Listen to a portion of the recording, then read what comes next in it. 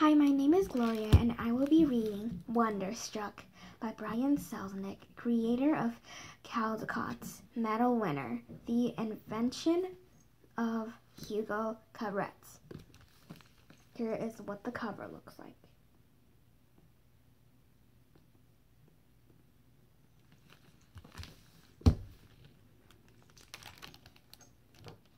Wonderstruck, Brian Selznick, a novel in words and pictures.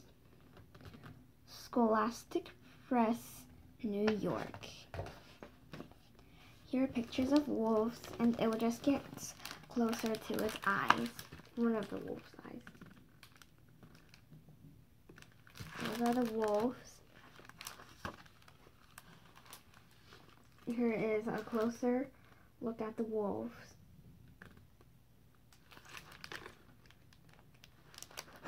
Even closer look at the wolves on its eyes. And this is gonna be one of the wolf's eyes.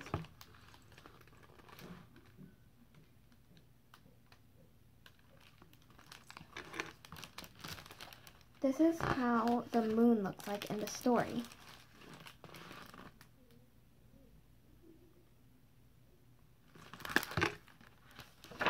Gunflint Lake, Minnesota, June 1977. Okay. So, part 1.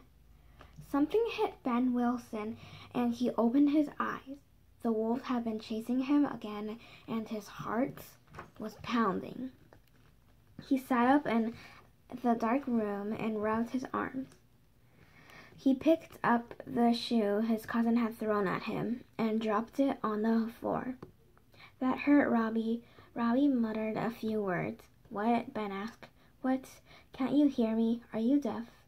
Robbie, along with practically everyone else on Gunflint Lake, knew Ben had been born deaf in one ear, but still thought it was funny to ask. Ben thought all the time, even in the middle of the night. He repeated himself for Ben. I said, stop yelling in your sleep.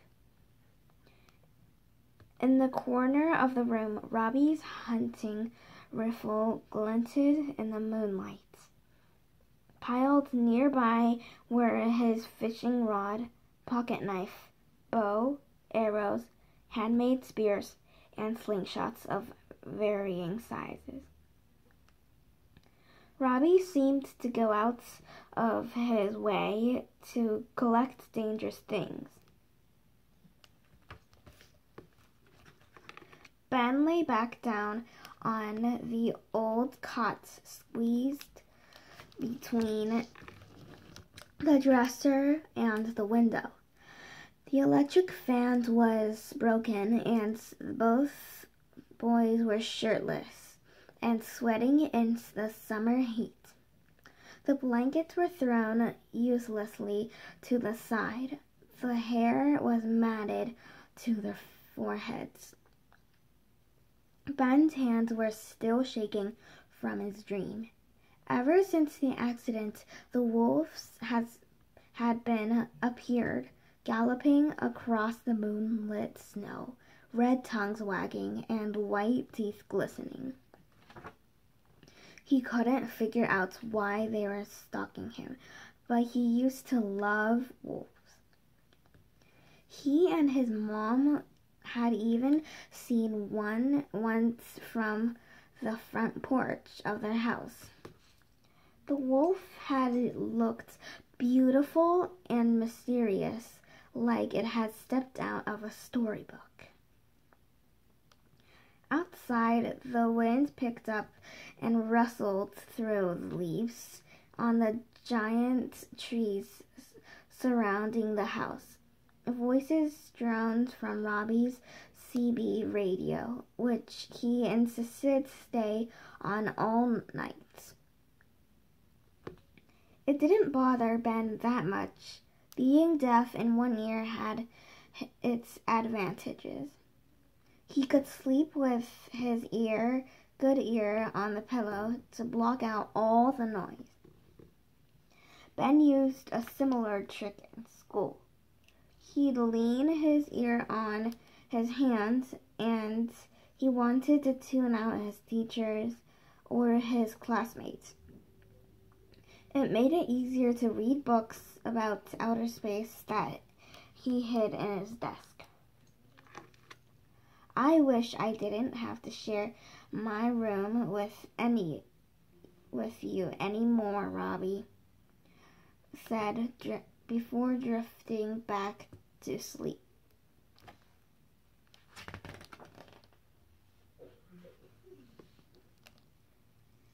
Ben silently agreed.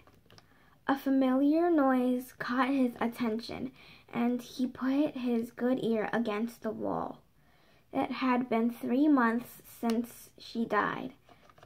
Jenny. We've got to talk about selling it. Ben knew right away his Aunt Jenny and Uncle Steve were talking about his house again. Elaine loved the house. Steve, Aunt Jenny countered. And our grandfather built these houses and that little guest cabin. It's not so easy to sell something that's part of our family. Can't we just leave it be for now? Ben could picture his aunt tightening her ponytail as she said this, a habit she shared with Robbie's older sister, Janet. His mom had done it as well when she had something serious to say. We're going to have to sell it sooner or later, Uncle Steve said. It can't just sit there untouched forever. We have to pay bills. And now we have Ben.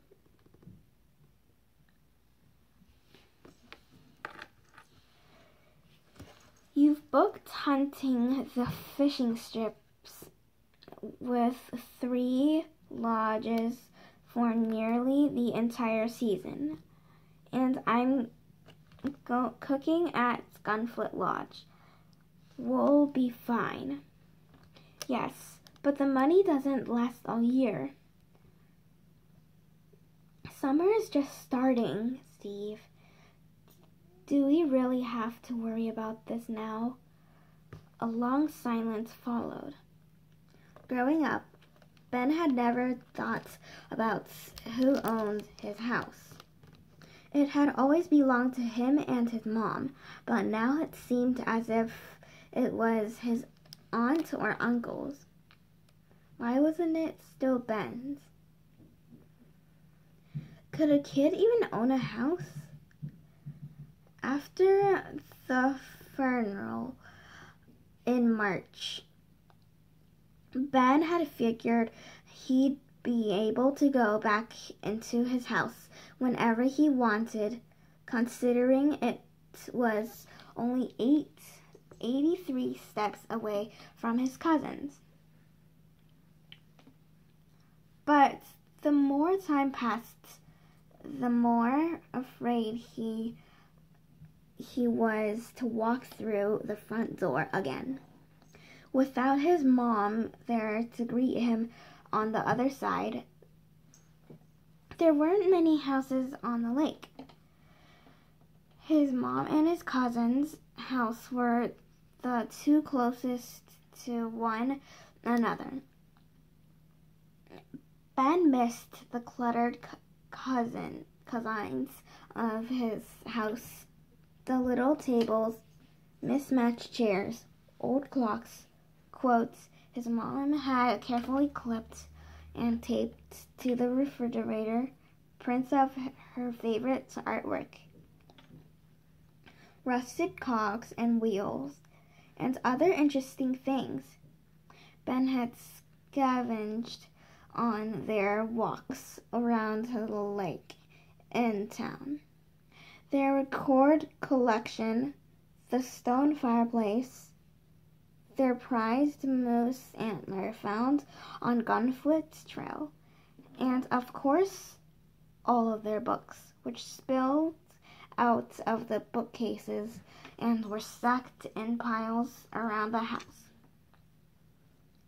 If his aunt or uncle sold his stuff and his house, wondered Ben, what would happen to all of his stuff? What would happen to his mom's stuff? Who would live here? Maybe he could move all their things to the little guest cabin. When their cousins were little, they used to play if a visitor wasn't using it. They pretended it was a witch's castle or a pirate ship. Even though it was only a few hundred yards farther down the lake, it felt miles away from a grown-up. That always seemed like another lifetime now. The argument between his aunt and uncle had subsided, and the clock down the hall chimed midnight.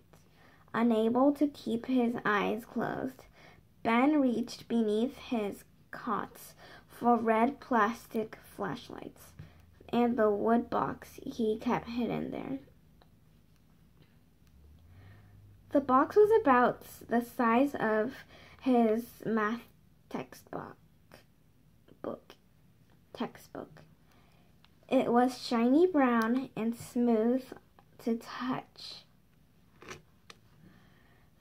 The bottom was covered in a soft green felt. On the lid was an engraving of a wolf. One of the artists in the town he made it, and Ben's mom had given it to him for Christmas last year. The box, the flashlights, and 2 suitcases full of his clothes were the only thing he'd brought with him when he moved into Robbie's room. Ben turned on the flashlight, pulled a key from the pockets of his pants, which lay folded on the floor, and opened the small brass lock on the front of the box. One at a time, he touched the little items inside. He had organized them between cardboard dividers, giving each one a special section.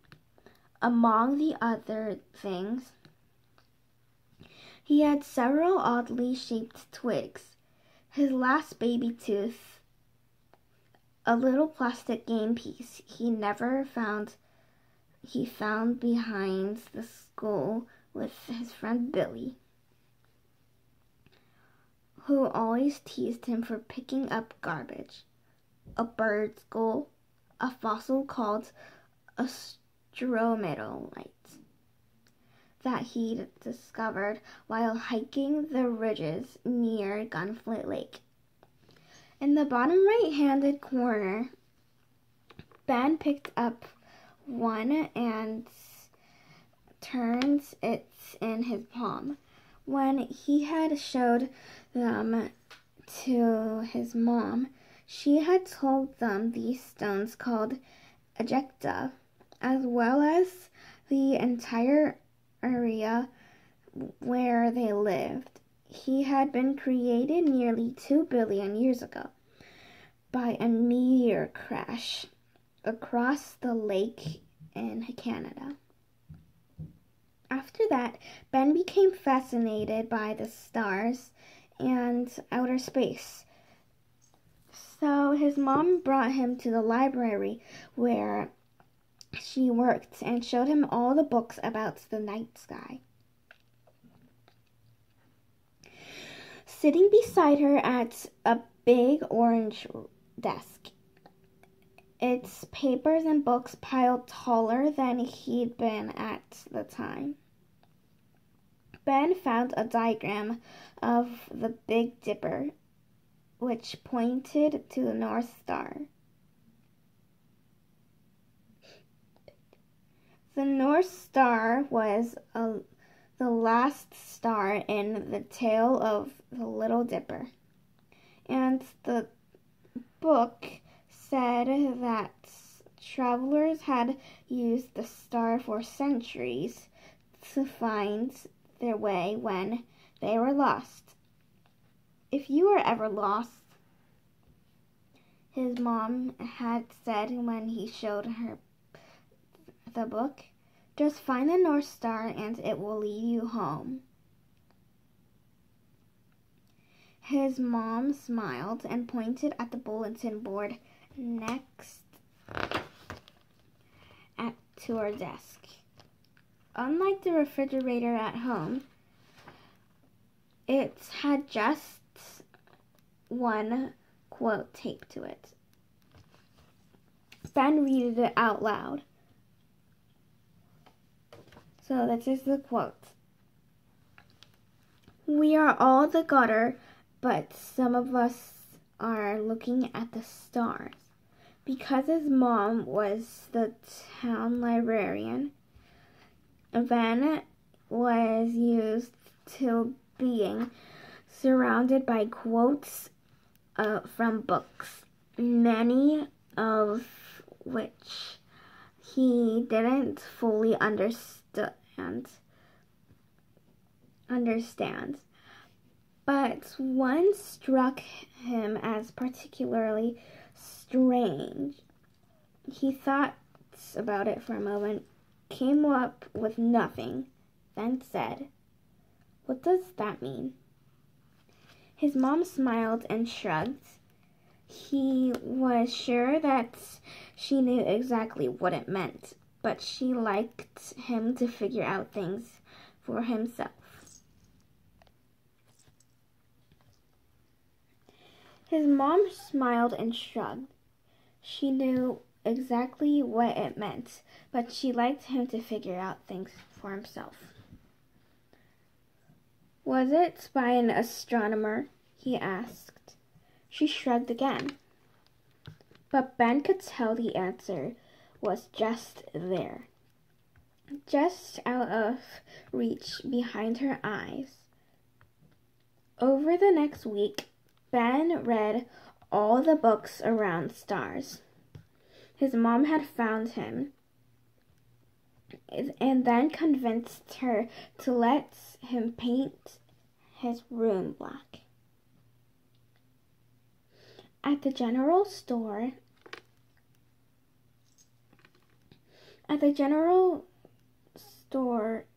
in the town, he bought an armful of glow-in-the-dark stars and covered the wall and ceiling of his room with them.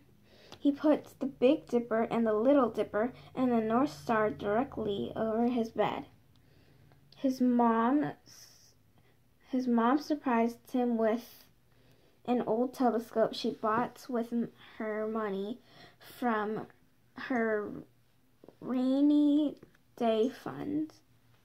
She placed it right next to his window and gazed through it every night before bed. When Billy came over, he looked at all the space stuff and said, "Oh, I get it. You're an alien." Ben had left along with Billy, but every time he looked through his telescope after that, he had the same thought, "I'm an alien." Ben put the bumpy gray stone back in its little compartment. For a moment, he wondered about the quote and what his mom thought it meant. But it passed out of his mind, and as he lifted a bird skull from the box. He'd found the skull on one of his weekend walks with his mom on the Gunflit's trail. He ran his fingers over the smooth dome of the head and the sharp point of the beak. His mom had made him research what kind of bird it was, and he found out it was a wakeswing.